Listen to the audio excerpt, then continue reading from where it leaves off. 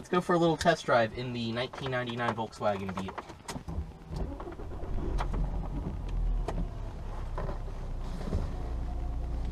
This one is a 2-liter GLS model. I've got the GoPro hooked up in the back seat. Let's go ahead and get on with this. As I mentioned, this is a 99 GLS model with the 2-liter 4-cylinder and 4-speed automatic. I do have a back roads drive I filmed a while ago, and a test drive along with the tour I made. But I thought I would give a more proper test drive, especially playing with my GoPro.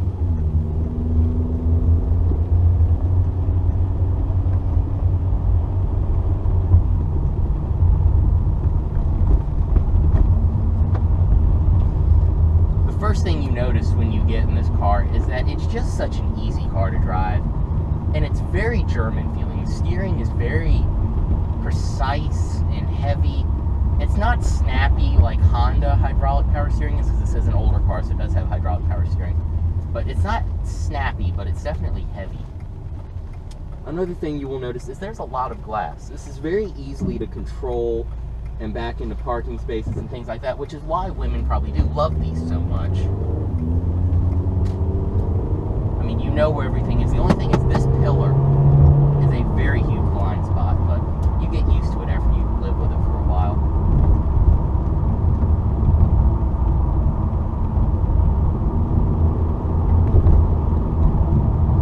The 2-liter engine doesn't have the best sound on the planet,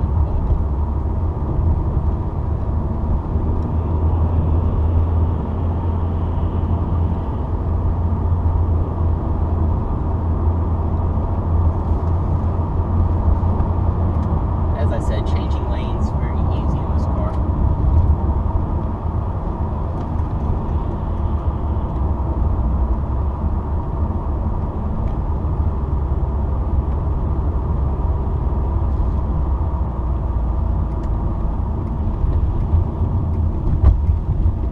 Go ahead and do a tiny little highway acceleration run.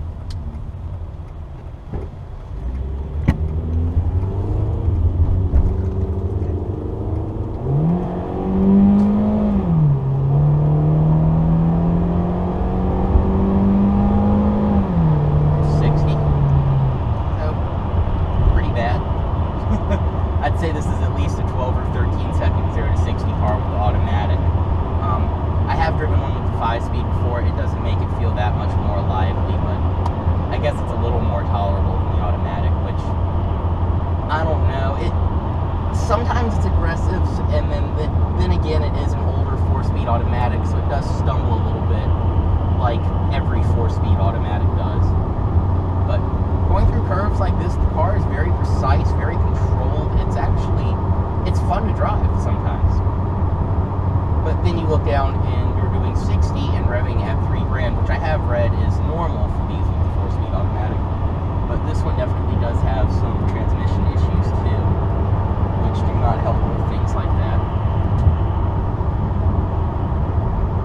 A highway ride is fairly quiet for as high as it revs. This one does have tires that have maybe 1,200 miles on them, so this is about what the ride would be like when the car is new. But as you can hear, the 4-cylinder does groan a bit.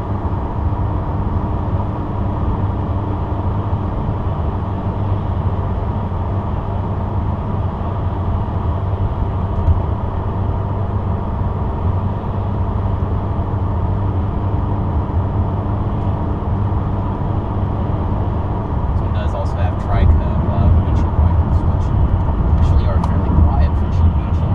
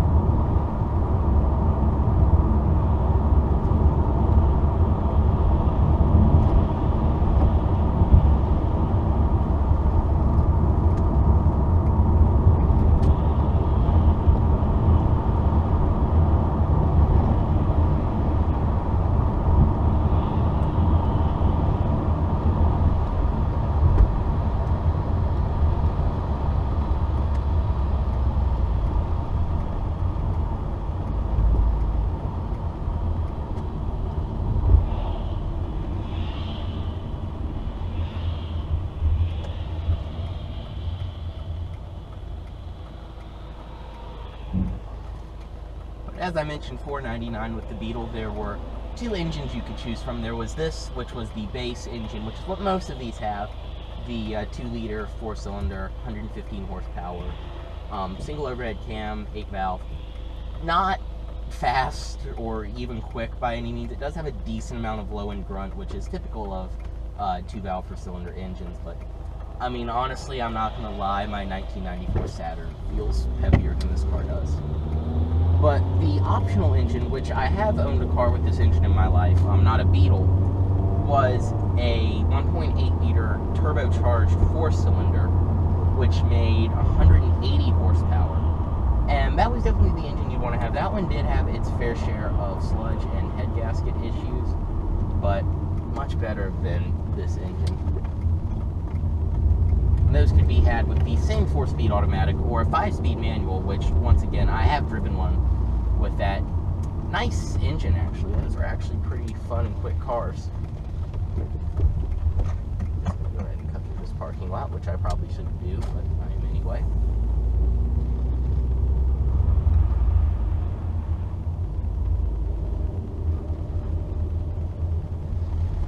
But later models of the Beetle after 2006 had a 2.5-liter inline 5-cylinder, which ran from 2006 to 2010, which was the end of this body style. But it was the older version of the 5-cylinder, which only made 150 horsepower, as opposed to 170 horsepower in the Rabbit and Jetta. But I will say, if I was going to go for one of these, I probably would go for the 5-cylinder, just because I really have a soft spot for that engine. And those could either be had with a new 6-speed automatic or a 5-speed manual, which those were just better than the 2-liter. They got better gas mileage, they were less terrifying when you're trying to merge onto the highway, and they didn't sound like this. As you can see, the transmission does like to hold on to gears, I guess you could say. Braking in this car is fairly decent. This one does have cross-drilled slotted rear rotors, so props to the speed demon who put those on there. You really got to cool those 115 horsies down somehow. But otherwise, it's just a pretty decent little car for driving around town. I really wouldn't recommend one for a lot of highway travel, but for around town, for what it is, it's average. This one, though, has been in a few accidents and doesn't exactly have the best reliability track record, so I wouldn't drive this particular example of it.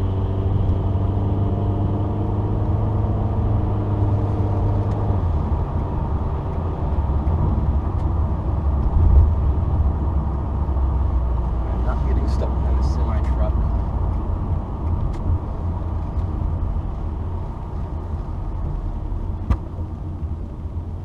There's something in the trunk that hits against the back seat every time I go to stop, and I keep thinking it's my GoPro falling. See, that's what happens when you don't have traction control, is you spin tires at stoplights.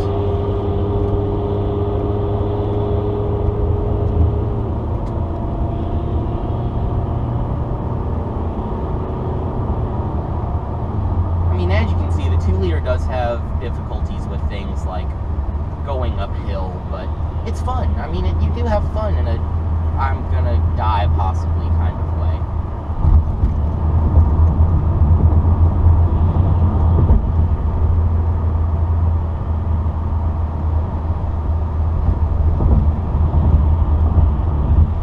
One thing I will say I have grown to like about this car, which I did not like the first few times I've driven it, is the steering wheel. I don't like the way it looks, and I hate this cheap painted silver crap that Volkswagen puts on it, because as you can see on this side, or you may not be able to see, is it usually will rub off like it does over here. But the steering wheel in itself is perfect. It's got, and I'm usually a sucker for leather wrapped wheels, but this has the old Volkswagen golf ball almost material to it, which feels very nice in your hands. You really don't get tired of holding it, and it's nice and grippy along the back side, but also just the placement of the wheel itself, the shape, your hands rest perfectly, at least where I like to rest my hands on the wheel. So, you know, there's little touches like that with this car that are very German, very driver tuned. But then there are also things that are very clumsy, like, for example, oh, is the sun shining through this way? Well, that sucks because this doesn't block it at all, and it doesn't extend. Or, like, hey, there's no center armrest, which nicer models, after 2001, the GLS did get an armrest standard. I believe in 1999 you had to get a loaded GLS with sunroof, monsoon audio. This is a base GLS. This one basically just has power windows in the automatic. There was the GL base model. But there's no armrest here. The door armrest really is useless unless you have anorexia twig arms. So, I mean, there's little things that are very nice, and then there's little things that you're like, how did this pass a quality test? Like this compartment, which never opens when you press the button. You know, certain things like that.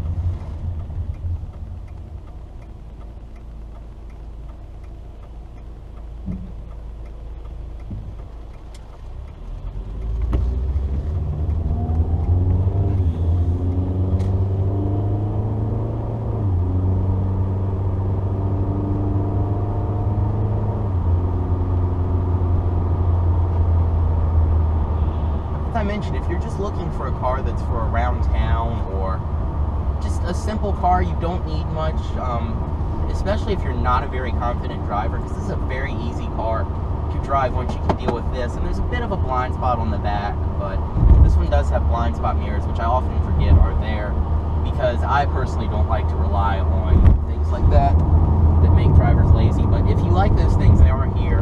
But it's just an easy car to drive. It's nice for what it is. I definitely, too, as a Volkswagen snob, don't think these were a great successor to the original Beetle in the 1970s, which is what I own. But for what they are, they're decent little cars. Another thing you really have to get used to, which I have with this car, is just how massive the dash is. Like, from where I'm sitting, I cannot touch the windshield at all.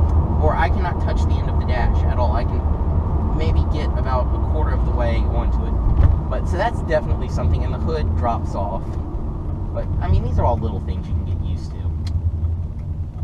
I will say my favorite part of the car is probably the steering, which is just, it's nice. It's very nicely weighted and tuned, and the feedback is perfect. Gas mileage of these really wasn't a high point. It is a 2-liter 4-cylinder, but it also got around 21 in the city and around 23, 24 on the highway. If you choose the 5-speed manual, that number will go up, but these really weren't the most aerodynamic things, and the tall gearing of the 4-speed automatic definitely does not help. Like I said, these are definitely a niche car. These are something that, you know, you don't buy if you're looking for practicality, because there really isn't much. But on the plus side, they do make great Sweet 16 presents. I will say that, because that's what I see them mostly used for. I do not want to slam on brakes in this car, because I've made that mistake before, and with no ABS, you do not have a good time.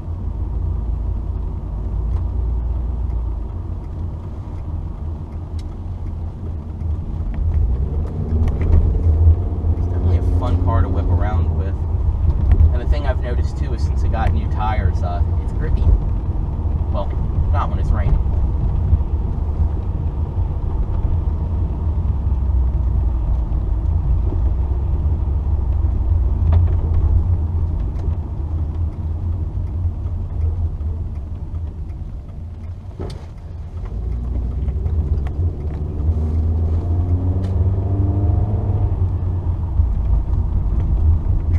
Definitely does like to hold on to gears. I pretty much went all the way from where I accelerated to the stoplight in first gear.